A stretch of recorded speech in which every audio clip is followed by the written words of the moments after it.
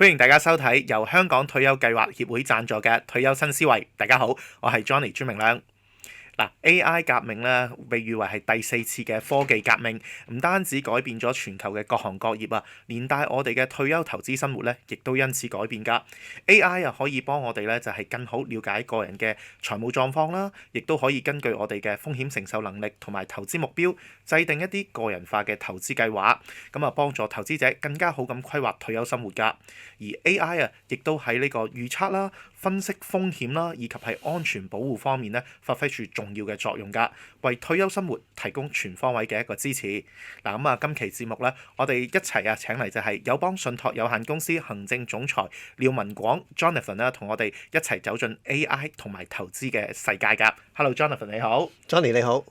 退休投資要 AI 啦，但係咧可以點樣為我哋改變呢一個未來嘅發展方向咧？Jonathan 可唔可以同我哋分析下 AI 到底發揮啲咩作用啊？其實過去幾年咧 AI 嘅應用咧已經滲透各行各業㗎啦。咁 AI 咧事實上重塑緊咧我哋工作同埋生活咧好多唔同嘅面向。咁而喺金融領域方面咧，特別喺退休規劃嗰方面咧 AI 嘅影響咧更為深遠。大家期望咧 AI 咧長遠咧係可以令到成個退休系統咧更加現代化，同埋有機會咧係可以改善到咧呢個投資回報，同埋提高咧大眾管理呢個退休金嘅參與度。我哋睇下成個世界啦，暫時喺市場上面咧 AI 嘅退休投資領域嘅應用咧，主要喺5方面咧可以體驗到嘅。包括個人化嘅財務規劃啦、技術支援同埋教育啦、投資管理啦、預測未來嘅分析，讓成員可能知道嗰個支出嘅退休結果係點樣啦，風險識別同埋安全監察方面等等嘅。咁或者首先我講下喺個人財務規劃嗰方面啦。AI 咧亦都可以咧分析個人財務嘅數據，從而咧制定咧度身訂造嘅退休計劃。包括咧係收入啊、支出啊同埋投資等嘅目標嘅。咁傳統咧個人財務預算嘅工具咧已經開始咧利用緊 AI 㗎啦。咁幫助咧用家咧係分類同埋了解咧佢哋喺個人過往嘅消費習慣啦，同埋建議適合佢哋嘅財務嘅狀況嘅支出同埋儲蓄嘅策略。咁透過 AI 咧就尋求投資建議咧，亦都係越嚟越受歡迎嘅。佢哋喺利用嗰個演算法啦，同埋根據個人財務目標咧、風險承受能力等咧，建立一個俾客戶一個更加個人化嘅投資組合嘅。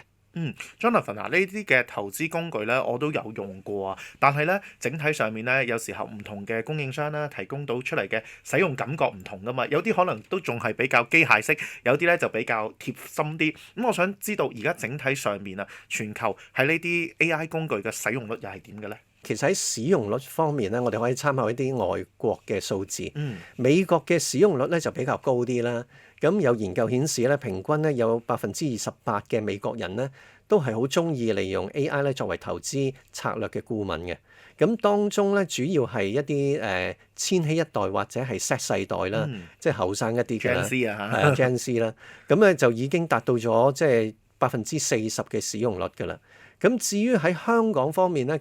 根據咧財務管理公司 St. James Place 嘅一項研究咧，咁已經平均有11%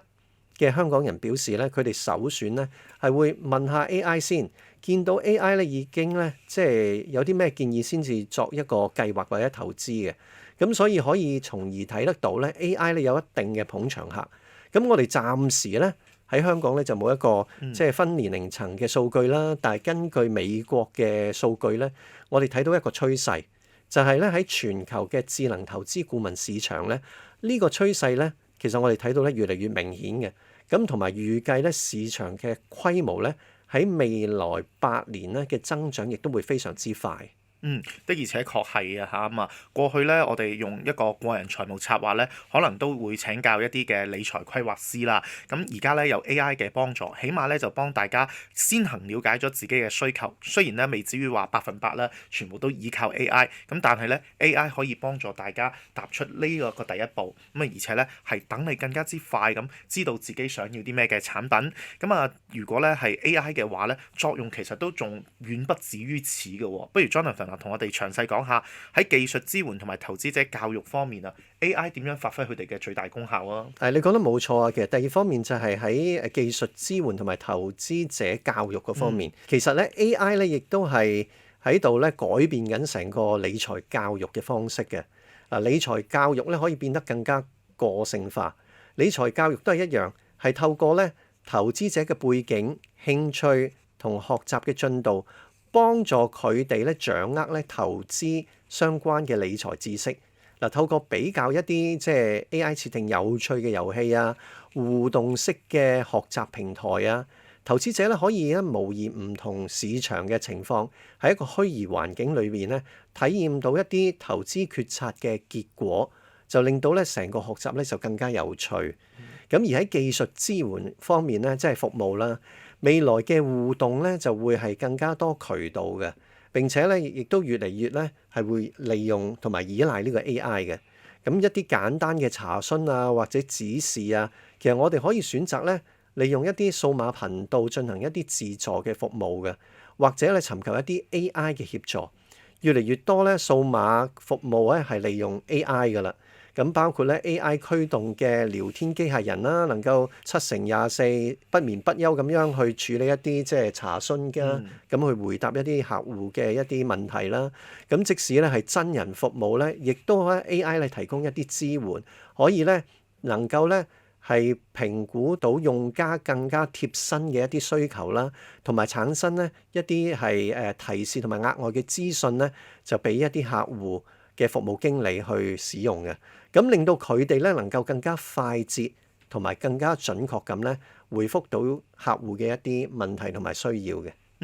AI 對於我哋咧係了解自己嘅財務情況啦，同埋理財教育咧都非常之有幫助，而且咧仲可以提升個效率㗎。而且咧隨住而家咧深度思考嘅一個應用啊，AI 仲可以貼合一個實際嘅情況啦，幫大家進行一個分析，幫投資者咧作出更加準確嘅預測喎。Jonathan 喺呢方面可唔可以再同我哋詳細分析下呢？咁喺投資管理方面咧，AI 嘅影響咧就更為直接啦。咁現時嚟講咧，透過大數據結合嘅演算法咧，以及咧一啲金融專家對市況嘅分析同埋趨勢嘅預測咧，已經可以做到咧投資建議，從而咧係幫助咧管理呢個投資嘅決定嘅。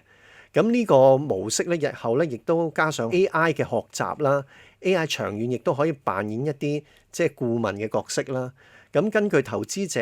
嘅風險承受能力同埋市場嘅一啲狀況咧，優化投資組合嘅配置同埋重整咧一個風險嘅管理嘅。另一方面就係嗰個預測分析嗰方面啦。AI 嘅另一個強項咧就喺呢一方面啦。AI 亦都會利用咧過往嘅一啲數據啦，就有助於預測未來嘅支出同埋一啲退休嘅結果嘅，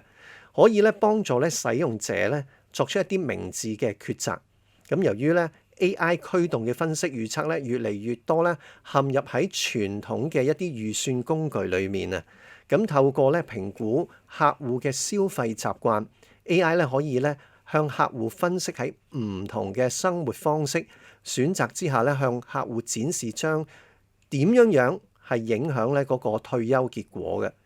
咁而喺企業方面啦，咁協助咧就一啲企業咧更加完善咁咧，為到佢哋嘅一啲員工啊、伙計啊，係就住嗰個退休進行一個規劃啦。咁僱主咧亦都開始咧關注喺 AI 應用方面啊，包括咧係預測員工幾時會退休啊，或者係根據佢哋預期嘅需求，推薦一啲適合員工嘅福利啊，根據一啲預測嘅分析，幫助個員工咧提升佢個財務福利等等嘅。咁啊，仲有風險方面咧，AI 又點樣幫助佢哋咧？風險方面咧，就同樣啦，喺風險識別方面咧，其實 AI 咧都可以透過一啲即時嘅交易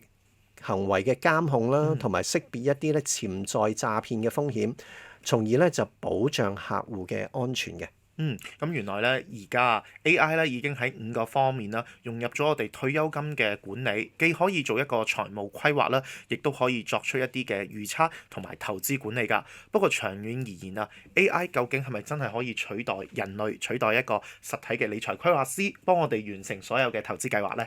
咁咧就你呢個問題咧，令我諗起咧，即係世界知名嘅人工智能專家阿李開復博士喺佢嗰本書咧《AI Superpower》裏邊咧，其實就探討過咧，其實喺未來裏邊咧，人類點樣同 AI 共存啊？咁喺退休投資啊就方面咧，其實本來咧其實就係需要人首先咧有一個認知去規劃，就好似我頭先啱啱講過 AI 咧。可以用喺一啲個人化嘅財務規劃，但係咧講到底咧，都需要人提供自己嘅財務資料啦。AI 先至可以咧作出咧適當嘅分析。咁 AI 嘅建議咧，有陣時可能缺乏咧個性化，同埋咧喺長期預測嘅精準性嗰方面咧，亦都可能有佢個限制嘅。咁用戶咧係需要咧具備一啲基本嘅理財知識，就避免咧過度依賴AI 工具咧所產生嘅結果，咁咧從而咧自己作出一個恰當嘅考量咧，我哋就會見到咧，其實退休投資呢個範疇咧會比較接近咧個意思，即係話咧係由人類作為主導，而 AI 咧作為一個輔助，因為咧相當程度上咧，我哋講緊退休管理同埋投資方面咧，其實係有一個叫做社交因素嘅。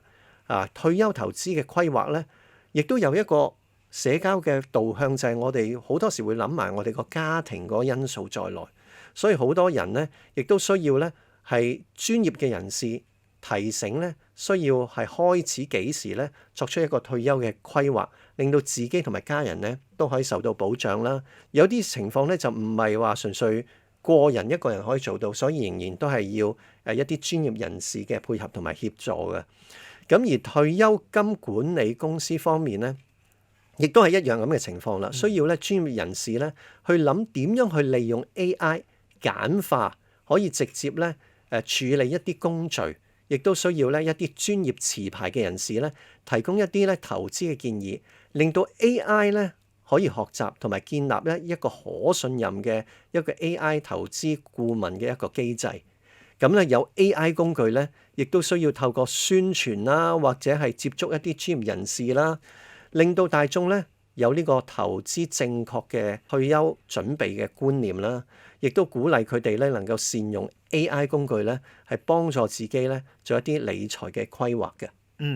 嗱，講到底 AI 咧都只不過係一個工具，更加重要咧係我哋人啊點樣去應用呢個工具啊。咁嗱，啱啱咧 Jonathan 啊，你都講到啦，佢非常之功效龐大啦。咁 AI 除咗可以做到個人化規劃之外啦，仲有啲咩嘅優勢可以幫助每一位嘅退休投資者咧？個人方面咧，其實主要係降低嗰個財務建議嗰個成本。我哋咧有陣時我哋都會買一啲可能係財經雜誌啦，或者訂閱一啲財經平台或者係頻道啦。或者咧要達到某個存款或者係投資級別啦，先至有專人咧提供一啲專業而優質嘅財務建議啦。咁但係咧長遠而言咧，AI 咧就可以透過咧降低呢啲相關嘅成本同埋費用，令到使用者咧更加容易獲取一啲即係有一定質素嘅財務建議啊。例如咧，美國已經有公司咧利用人工智能咧分析客戶嘅風險承受能力同埋投資目標，從而咧提供個性化嘅退休投資選擇。咁咧令到個收費結構咧相對上係比較低啦，遠低於咧傳統財務顧問嘅費用嘅。其實咧收費結構咧，亦都係喺 AI 嘅參與底下咧，亦都會可以有可能相對調低啦。亦都可能咧遠低於咧純粹單靠一個傳統顧問嘅一個費用嘅。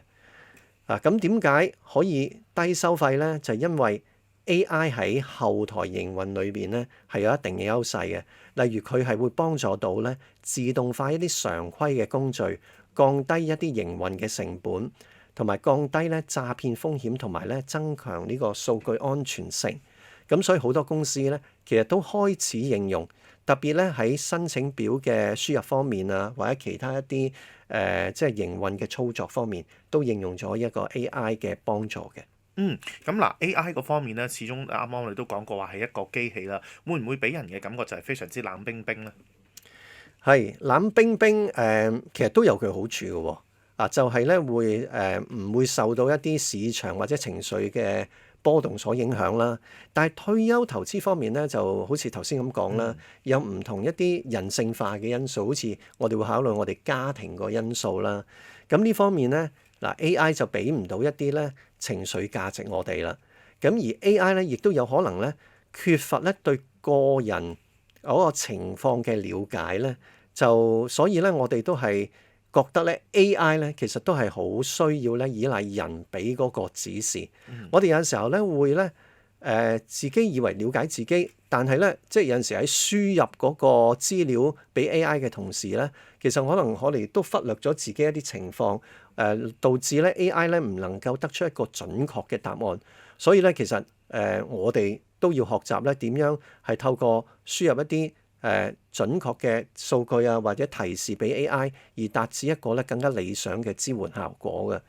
咁我哋咧都了解啦，有陣時數據嘅私隱同埋數據嘅管理都有佢隱憂啦。咁同埋